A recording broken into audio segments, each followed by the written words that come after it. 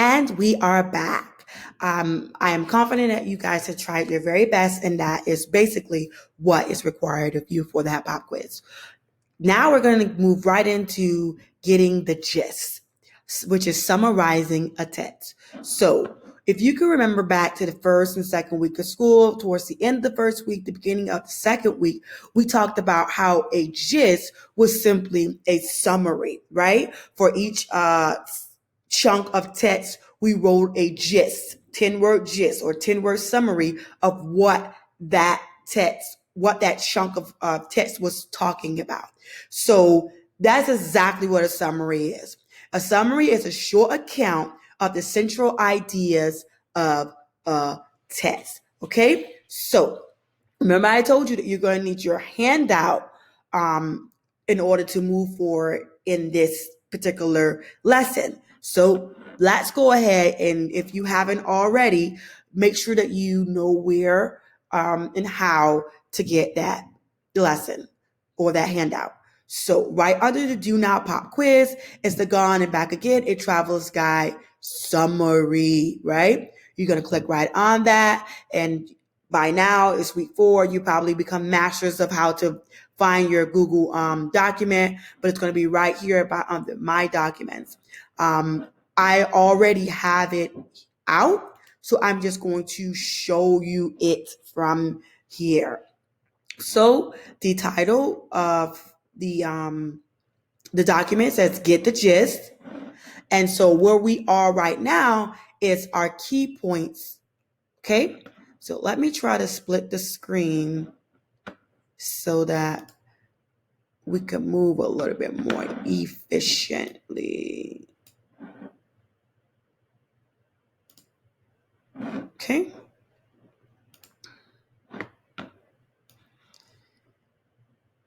All right.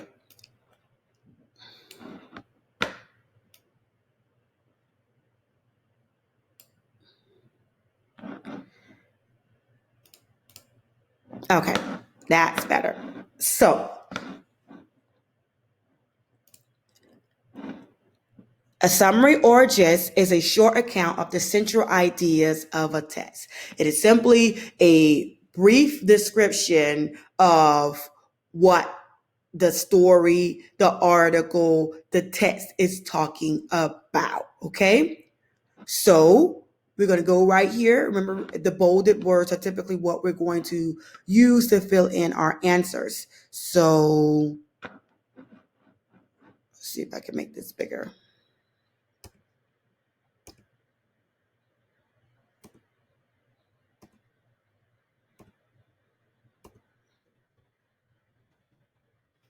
Okay. So summaries or gist, right? Short account of the central ideas of a text. And that's what you're putting right there in your key points. Summaries are not a place for your opinions, your background knowledge, or any type of personal information. Now, I know we talked about schema a lot. We talked about, understanding background information, background knowledge. When you have opinions about what the story is going to be about, you can make an inference, say, oh, I think it's going to be about this, or something like that, or I think it's saying this. That's not what you're going to put inside of a summary, okay? It has anything to do with your personal information. It has anything to do with how you feel it should go. It has nothing to do with your background knowledge, okay? So summaries are not a place for opinions,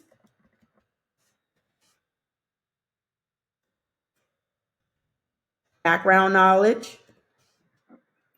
Kudos to you if you put schema, because that's the same thing. Or personal information, right? That is not what we're going to put inside of our summaries. Okay, so if it's not that, Miss McCoy, how am I supposed to summarize? How do I summarize the text? Simply put, just how we summarize in the first couple of weeks of school. You first need to read the text. Read is bolded. So I'm going to put in my notes, read the text. Because you can't summarize it if you don't read it. Otherwise, you're probably making an inference or giving your own opinion of what the text is about. Because if you haven't read it, you won't know what's in the actual text, right? The next thing you want to do is ask, what was the text about? Right? And there it is bolded. So I know that I need to write that into my key points notes, right? What is text about? How do you do that? How do I figure out what the text was about? We do the 5 W's, something that you guys have seen since elementary school. We think about the 5 W's. What are the 5 W's you say? That's your who. Who is in the text? Who is the story talking about? Who is the article talking about? The what? What is it talking about? This is the meat and potatoes of whatever text it is. The who, what, when. When did it happen? That's important. Because if it happened a long, long time ago, is it still relevant today? Maybe, maybe not. We won't know unless we read the text. When, where did it happen? This is important. Because if we're living in Texas and it happened in Germany, that's going to be important for us to understand whether or not it affects us directly, right? So the who, the what, the when, the where, and the why. Why did it happen? Why did it happen? Do we know why did it happen? The text may give you this information. These are the key questions that you want to ask yourself when you're thinking about writing a summary of your text. Now, your answer should be a complete sentence or two. When we say that, we say like 20 words. That's why we say 20-word gist. But for the sake of this time, we're going to do up to 50 words, okay? But it should be a complete sentence or two or three, right? It should cover the main point and the key ideas. That's what it should cover, the main point and the key ideas. It should be in your own words. So we're not taking and going to the text and writing verbatim, meaning we're not writing the same exact thing we see and copying it and pasting it into our summary. That is not a summary. That is literally plagiarism. Okay, guys? So we're not going to do that. We're going to do it in our own words. We're not Googling it and trying to figure out what somebody else said about the text.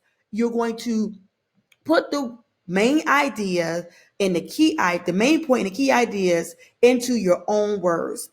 And it shouldn't be a word or two or three or four. It should not be a couple of little words when you're summarizing the text. You can do that while you're doing your notes if they help you to remember. But when you're summarizing the text, it's never going to be just a couple of words. Okay?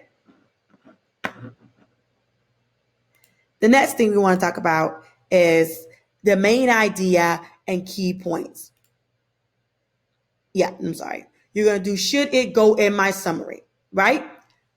Okay, so we understand that the main point and the key ideas need to be in the summary. What should not be in the summary? Anything that is not a major idea or necessary information does not need to be in the summary. The only major ideas and necessary information should go into the summary. Okay, so right here in our notes, we're going to put only major ideas and key points should go into your summary. Okay, you have to ask yourself, do you really need this information to understand the text? So if it's not going to make or break the text, whether you knew that or not, then don't put it in there. Think about when a movie versus a book, right? So even though we all know that books are better than movies, and if you don't, now you do, we know that books are better than movies. Oftentimes, movies take the key points, the main point and the key ideas of the text, and they put that into the movie. Sometimes they skip out and don't put all the right key ideas. But for the most part, they take all the main points and the key ideas and they put that in the movie so that we can understand what's going on. That's what you have to do. Think like a movie writer when you are doing your summaries, okay? Because they can't put a 500-page book into a movie. It will be a long movie, right? So think like a movie writer. Summarize it the way to put it on the big screen, right? So that it will be an hour and a half video movie versus a 8-hour movie. Think about that. Now, if the answer, do you need this? Ask yourself, do you need this information to understand the text?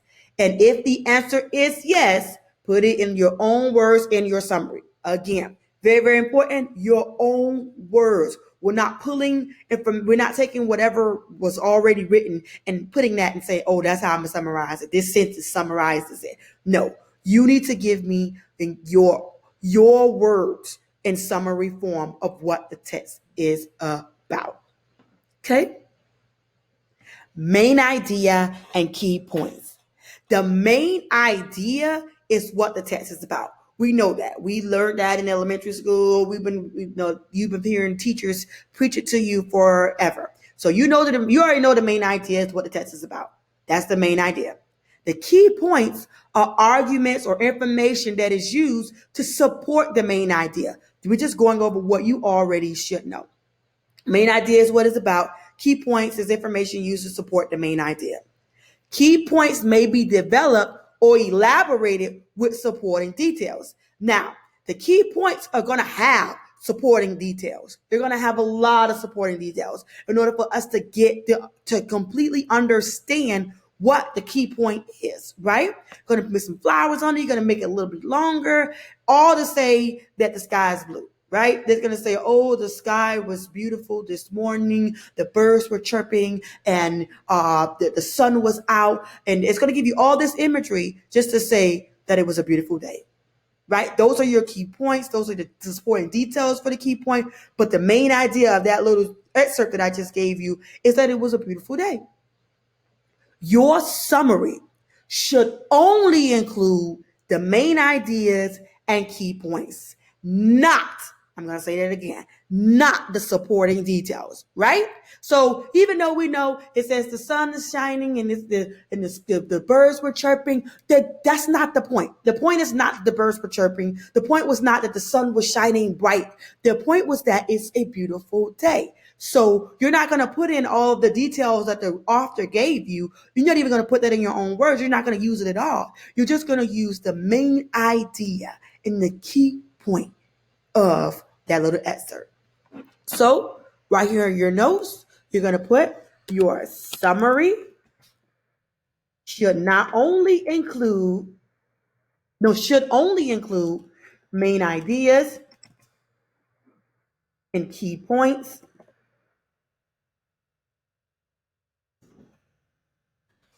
And not, let me put that in red. If I can see it, it's so tiny. And not supporting details. Okay?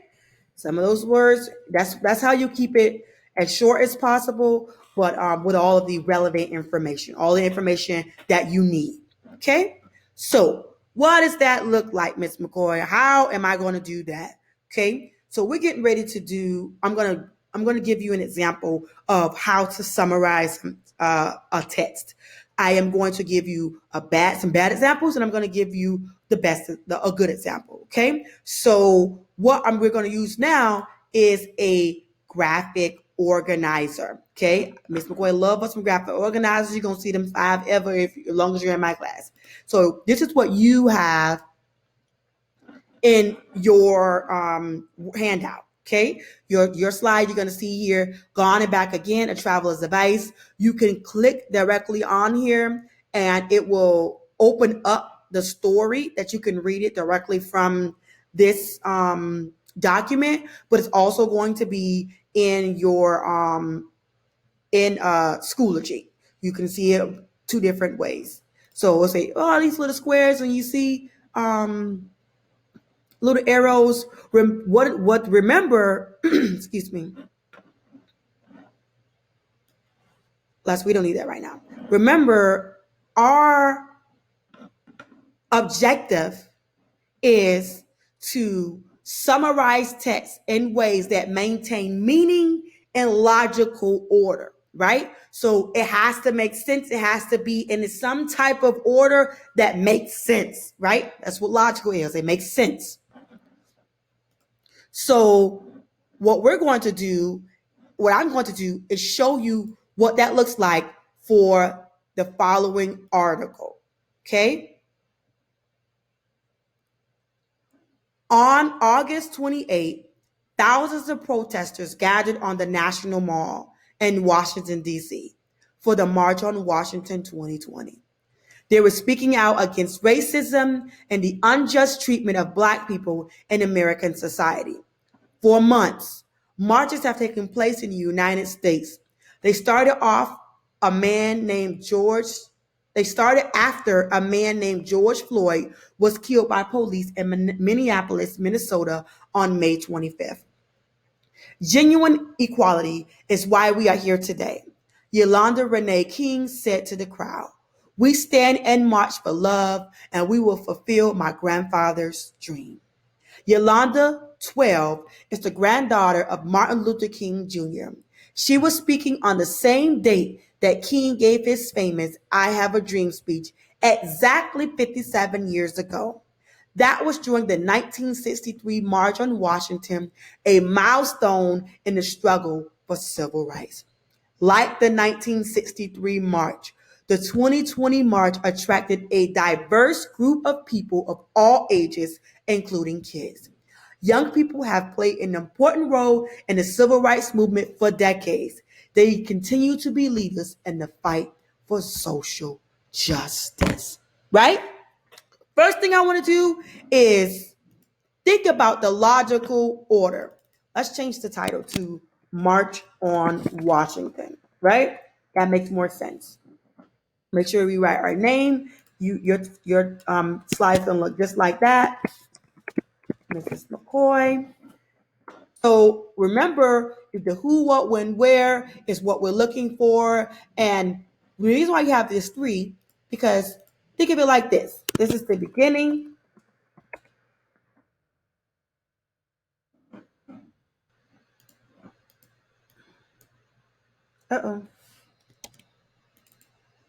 This is the middle. This is the end, right? Think of it like that. That's how we're going to think of our logical order. What happened in the beginning, what happened in the middle of the article, what happened at the end of the article. So the beginning of the article talks about, I'm going to use my highlighting tool, talks about the March on Washington, right? So, Ms. McCoy, how did you get that? Because this says thousands of protesters gathered on the National Mall in Washington, D.C. for the March on Washington. That's a lot of words in that sentence.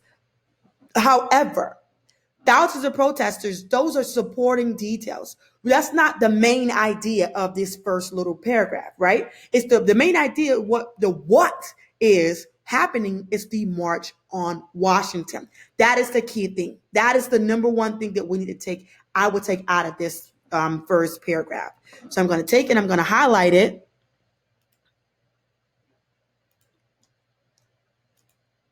And I'm also going to copy it and go right here and add it right on here. March on Washington.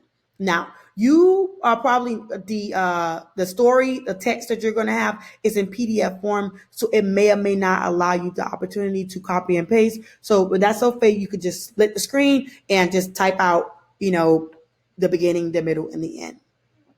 So it's the March on Washington.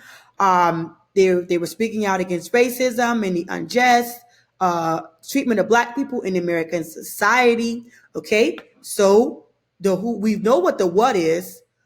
The who is the protesters,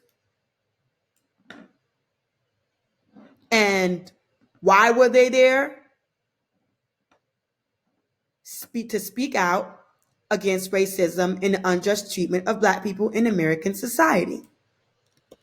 So I'm going to copy that, and I'm going to put protesters speaking out against racism and the unjust treatment of Black people in American society. Now, this is not my summary right now. This is just me gathering my details, my main ideas and my main points and my key ideas. Okay. So that's what happened in the beginning. There's a march on Washington for 2020. And this is where speakers spoke out against racism and the unjust treatment of Black people in American society. The middle, it says, they started after a man, George Floyd, was killed by police in Minneapolis, Minnesota on May 25th.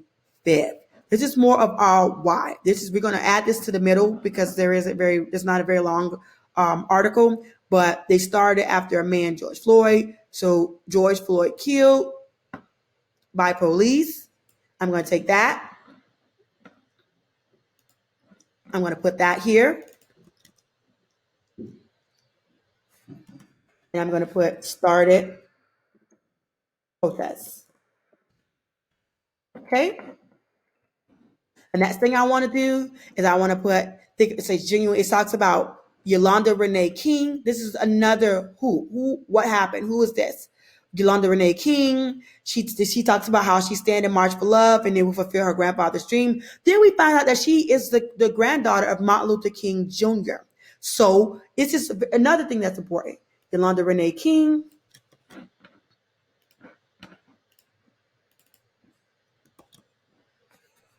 Granddaughter to MLK Jr. speaks at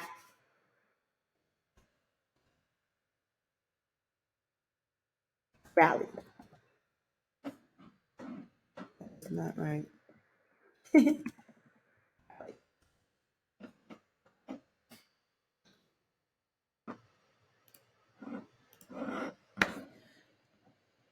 The next thing we want to talk about that is important,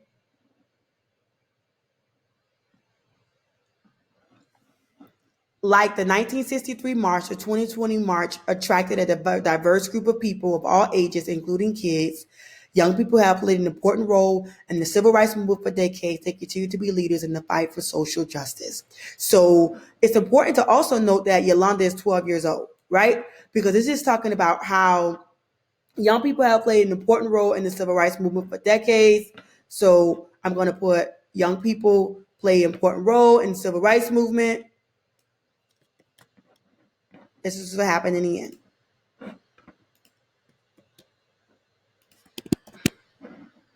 Let's put her age. Let's add her age there. And then we're going to say leaders in the fight for social justice.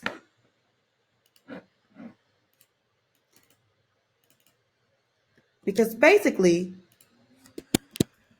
it's talking about how young people are leaders in the fight for social justice. So this is our flow map. This is what happened in the beginning. This is what happened in the middle. This is what happened in the end. Notice that we use our 5 W's, the who, what, when, where, why. Okay. We figure out that and then make sure those things were inside of our flow map. Now, after you complete your flow map, you're going to, now you need to summarize what you read. Okay, we already got some ideas of what was going on, the main points, the key ideas. Now we're going to do our summary. Now, you have $5 to spend, and each word has a value of 10 cents. Write a brief summary of Gone and Back Again. I'm sorry, not of Gone and Back Again. I'm sorry.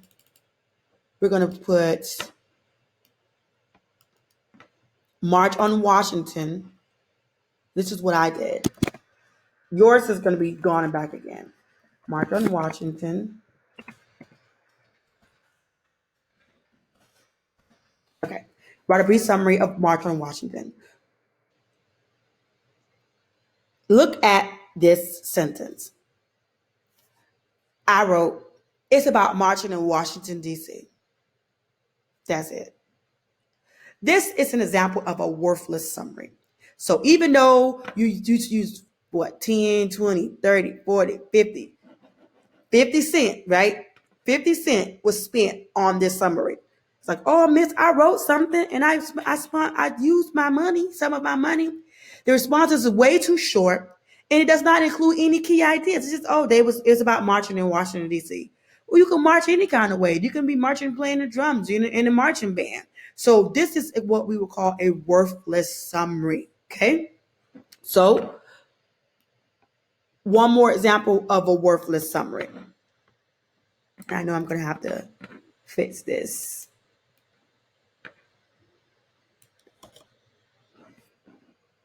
The article is about going to Washington. Kids want to help, so they walk with the adults. I think this is a great idea, and I would like to do it too one day. Why is this a worthless summary? This is worth how much money? 10, 20, 30, 40, 50, 60, 70, 80, 90, a dollar.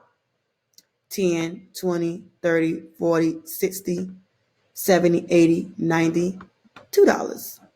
10, 20, 30, 40, 50, 60, 70, 80, 90, $3. 10, 20, 30, 40, 50. $3.50. That's how much this money that was spent on this summary. But if you go into it, it's unnecessary stuff. Talks about how the kids were walking with the adults. Okay, we can see that they were walking with the adults based on the summary. But then it also talks about the main idea is not clear. Talk about kids going to Washington. Going to Washington to do what? Walking where? Walking with adults for what? There's a lot of information there, but it's unnecessary information. And then the main idea is not clear. What else do I see here as I look at this worthless summary?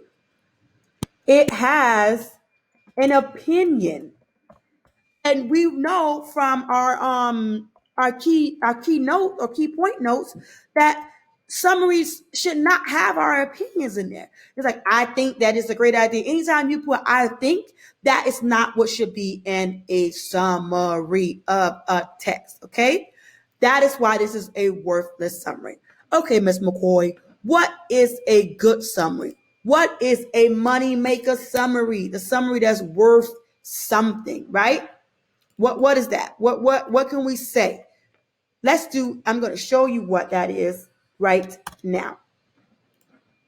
Right? So, the article, March on Washington,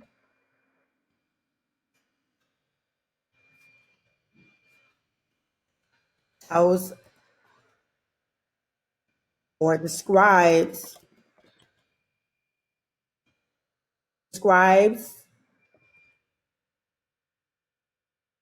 the role of kids at this year's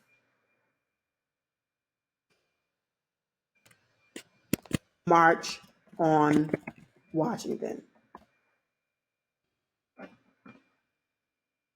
Right? And I got that information from March on Washington 2020.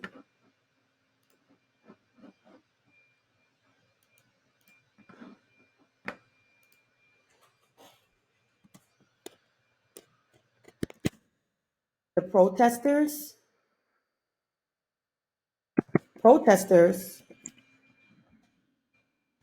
came from all over to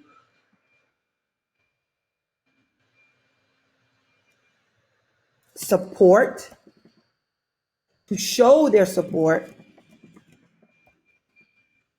for the Black Lives Matter movement and racial injustices.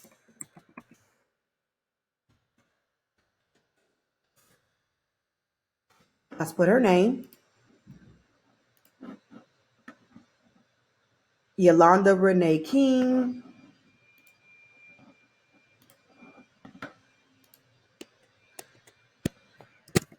Dr. King's granddaughter,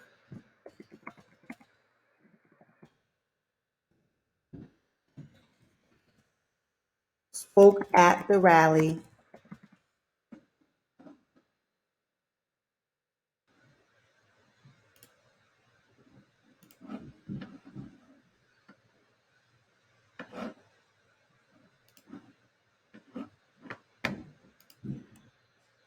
and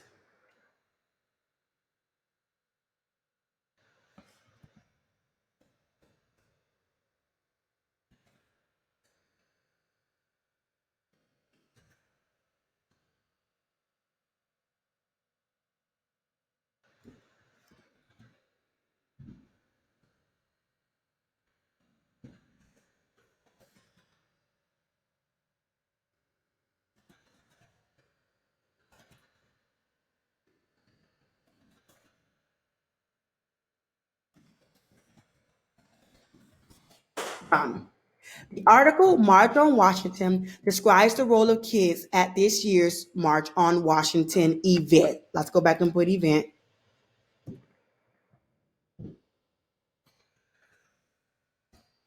Protesters came from all over to show their support for the Black Lives Matter movement and racial injustices. Dr. King's granddaughter spoke at the rally and represented how kids can make a difference in social injustices. Bum. And how much money did I spend? 10, 20, 30, 40, 50, 60, 70, 80, 91, 10, 20, 30, 40, 50, 60, 70, 80, 92. Uh-oh. 10, 20, 30, 40, 50, 60, 70, 80, 93, 10, 20, 30, 40, 50, 60, 70, 80, 94, 10, 20, 30, 40, 50, 60, 70, 80, 90. I spent all my $5, right? So this is just to show the reason why I'm using the $5 analogy is just so that you can know about how many words is going to make a great summary. Okay. So yeah, we can do 20 words for a summary, and we have done it. We have done 10 words for a summary. But as we read longer text, we're going to need to put more words together and summarize it. See, I use only the key information: the March on Washington, protesters showing their support, uh, Dr. King's granddaughter speaking at the rally, and so the difference that kids can make in social injustices. That was the main idea and the main points and the key ideas of that article, right? So I didn't include any unnecessary information. I could have said, oh, they were walking, and it was some of the supporting details that we don't need to put in there would have been, she said genuine equality is why we are here today. We stand in much. We don't need to put what she said. That's not important right now for this summary. I didn't say summarize what Yolanda Renee King said.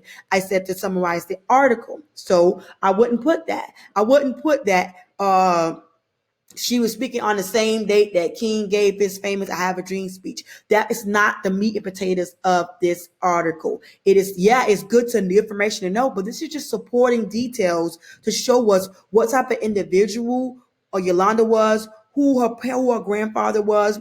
But the main idea is that to see that she's 12 years old, she's speaking it out against injustices just like her grandfather. So we put that that Dr. King is her grandfather, and that she spoke at the rally, and that she represented how kids can make a difference in social injustices. So, and then we make sure we wrote in incomplete sentences. There is periods here. There are Proper nouns capitalized.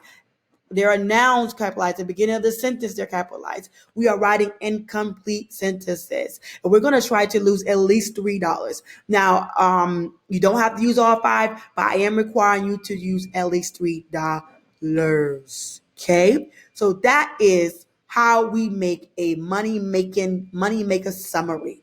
Every single time we have our who, our what, our when, our where, and our why. Within that summary, we're making sure that we put the events in logical order, that it makes sense. I could have said Dr. King's daughter spoke at the rally, but that would have been before we talked about that it was even a rally. So it's important for us to understand that there was a march on Washington, why it was a march on Washington, who was there, and then who was speaking at the march.